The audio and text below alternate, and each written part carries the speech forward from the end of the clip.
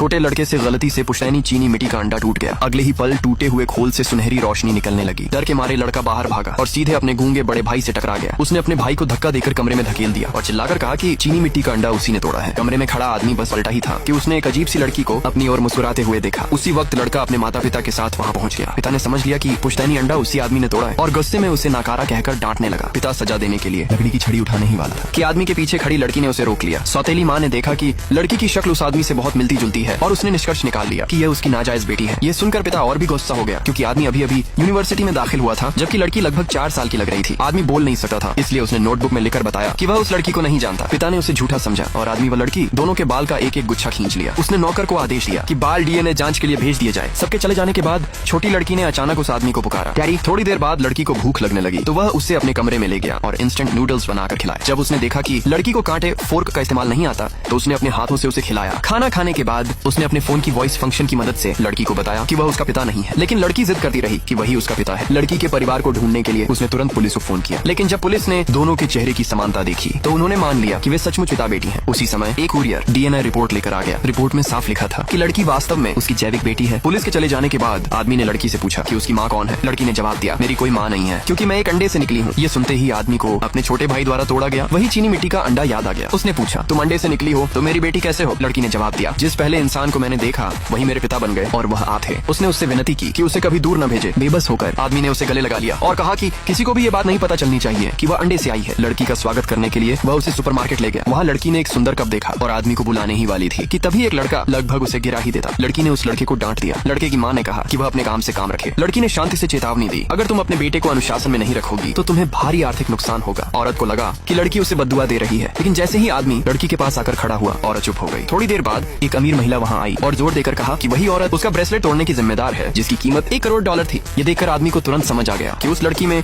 भविष्य देखने की क्षमता है।